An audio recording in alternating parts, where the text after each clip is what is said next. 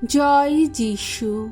প্রথম পাঠ আদি পুস্তক ৩৭ অধ্যায় ৩ থেকে ৪ পদ, ১২ থেকে ১৩ পদ, ১৭ থেকে ২৮তম পদ। যোসেফ খ্রিস্টের পূর্বছবি। তাকে তার ভাইয়েরা বিক্রি করে দিয়েছিল। যোসেফ তার পিতা ইসরায়েলের বৃদ্ধ বয়সেই জন্মেছিল বলে যাকব তার অন্যান্য পুত্রের চেয়ে তাকে বেশি স্নেহ করতেন। তাই যোসেফের জন্যে তিনি ছুঁচের কাজ করা একটি জোব্বা তৈরি করিয়ে দিয়েছিলেন।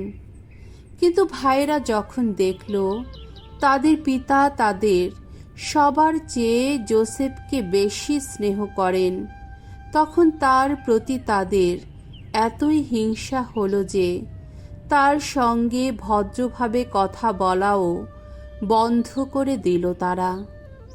একদিন ভাইরা যখন সিখেম অঞ্চলে পিতার মেষপাল চড়াতে গেছে, সেই সময়ে ইসরায়েল যোসেফকে ডেকে বললেন, তোমার ভাইরা তো এখন সিখেমে মেষ চড়াচ্ছে, এসো এবার আমি তোমাকে তাদের কাছে পাঠিয়ে দিই। তাই যোসেফ তার ভাইদের খুঁজে এগিয়ে চলল। তাদের সে খুঁজে পেল দোথানে। তারা তাকে দূর থেকে দেখতে পেল। সে কাছে এসে পৌঁছানোর আগেই তারা তাকে মেরে ফেলবার ষড়যন্ত্র করল। তারা নিজেদের মধ্যে বলাবলি করতে লাগল, ওই যে ওই স্বপ্নদর্শী আসছে, এই তো আমাদের সুযোগ, এসো আমরা ওকে শেষ করে ফেলি আর এখানকার কুয়োগুলোর একটার মধ্যে ওকে ফেলে রেখে যাই। পরে বলবো কোনো বন্য জন্তু ওকে খেয়ে ফেলেছে। তখন দেখা যাবে কোথায় থাকে ওর ওই যত স্বপ্ন। কিন্তু বড় ভাই রুবেন এ কথা শুনে যোসেফকে তাদের হাত থেকে বাঁচাবার জন্যে বলল, না, ওকে আমরা প্রাণে মারব না। সে আরও বলল, তোমরা রক্তপাত করো না, ওকে বরং মরুপ্রান্তরের ওই কুয়োটার মধ্যেই ফেলে দাও, কিন্তু ওর গায়ে তোমরা হাত তুলো না। রুবেনের উদ্দেশ্য ছিল যোসেফকে সে ভাইদের হাত থেকে উদ্ধার করে পিতার কাছে ফিরিয়ে নিয়ে যাবে। যোসেফ যখন তার ভাইদের কাছে এসে পৌঁছল, তখন তারা তার সেই ছুঁচের কাজ করা জোব্বাটা তার গা থেকে খুলে নিল। তারপর তারা যোসেফকে নিয়ে গিয়ে সেই কুয়োর মধ্যে ফেলে দিল। কুয়োটা তখন শুকনো ছিল, তার মধ্যে একটুও জল ছিল না। তারপর তারা খেতে বসল।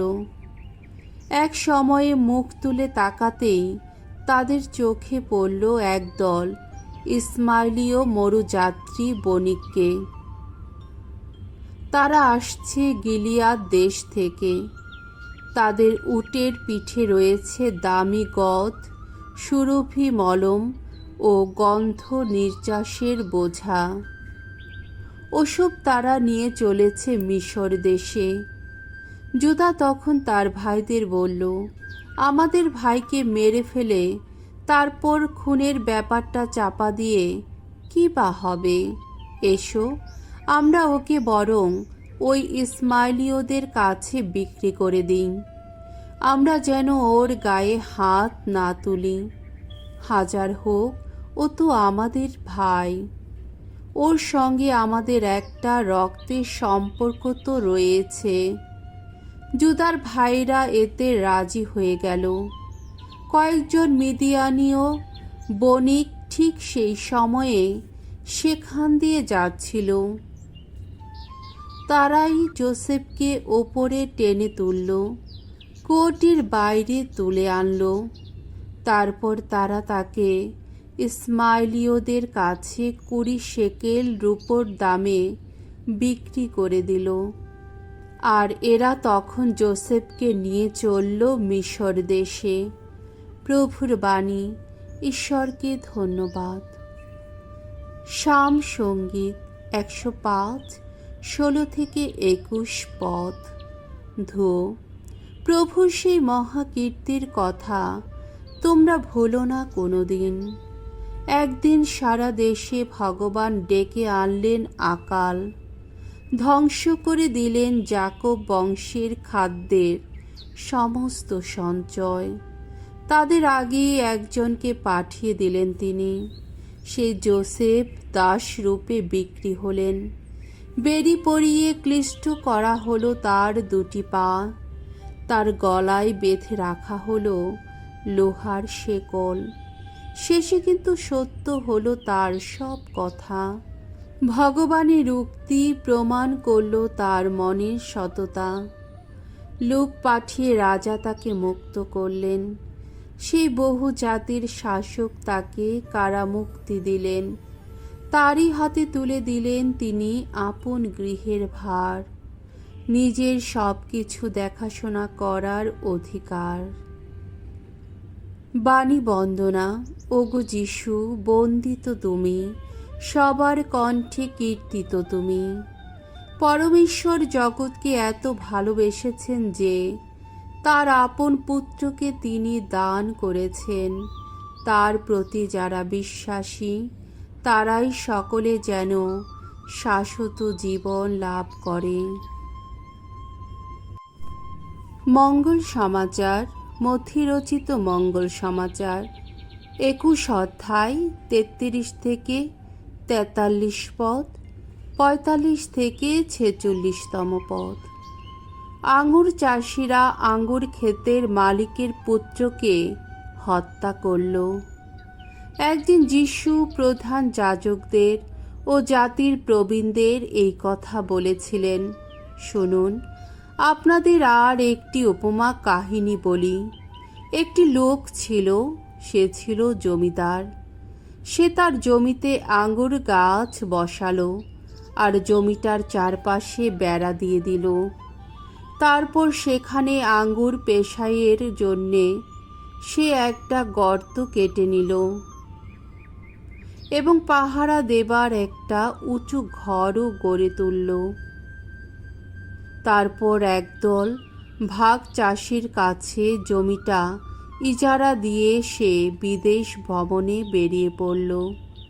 যখন আঙুর পাড়বার সময় এলো, তখন তার পাওনা অংশ নেবার জন্যে সে ওই চাষিদের কাছে তার লোকদের পাঠিয়ে দিল। চাষিরা কিন্তু তার লোকদের ধরে কাউকে মারধর করল, কাউকে হত্যা করল, কাউকে আবার পাথর ছুঁড়ে মেরে ফেলল। সে তখন প্রথমবারের চেয়ে আরো বেশি লোকজন পাঠিয়ে দিল। এদের সঙ্গেও তারা সেই একই ব্যবহার করল। শেষে তাদের কাছে সে নিজের ছেলেকে পাঠিয়ে দিল। সে ভাবল, ওরা অন্তত আমার ছেলেকে মানবে। চাষিরা কিন্তু তার ছেলেকে দেখে নিজেদের মধ্যে বলাবলি করতে লাগলো, ওই লোকটাই তো পরে জমির মালিক হবে।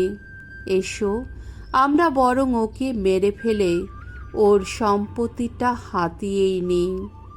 তারপর তারা তাকে ধরে আঙ্গুর ক্ষেতের বাইরে ফেলে হত্যাই করল। এখন আমার প্রশ্ন, আঙ্গুর ক্ষেতের মালিক যখন আসবে তখন ওই চাষিদের সে কি করবে? তারা উত্তর দিলেন, সে নিশ্চয়ই ওই পাজি লোকগুলোর শোচনীয় মৃত্যু ঘটাবে এবং এমন চাষিদের কাছে আঙ্গুর ক্ষেতটা ইজারা দেবে যারা সময় এলে তার পাওনা ফল তাকে দিয়েই দেবে। তখন যিশু বললেন, আপনারা কি কখনো শাস্ত্রে এই কথা পড়েননি যে গৃহ নির্মাতারা যে প্রস্তরটি উপেক্ষা করেছিল সেই প্রস্তরই আজ হয়ে উঠেছে সংযোগ প্রস্তর। এ তো স্বয়ং প্রভুরই কাজ। আমাদের দৃষ্টিতে তা কত অপরূপ। তাই আমি আপনাদের বলে রাখছি, ঐশ্বর রাজ্য আপনাদের কাছ থেকে কেড়ে নেওয়া হবে এবং এমন জাতির মানুষদেরই তা দেওয়া হবে যারা সেই রাজ্যের প্রত্যাশিত সফলতা আনতে পারবে। যিশুর মুখে এইসব উপমা কাহিনী শুনে প্রধান যাজকেরা ও ফরিসিরা বুঝতে পারলেন যে তিনি এখানে তাদের কথাই বলছেন। তারা তখন তাকে গ্রেপ্তার করতে চাইলেন, কিন্তু সেখানে ভিড় করা লোকদের জন্যে তারা মনে মনে ভয় পেলেন, কারণ লোকে যিশুকে প্রবক্তা বলেই মানত। প্রভুর মঙ্গলময় বাণী। খ্রিস্ট প্রভু, তোমার প্রশংসা হোক।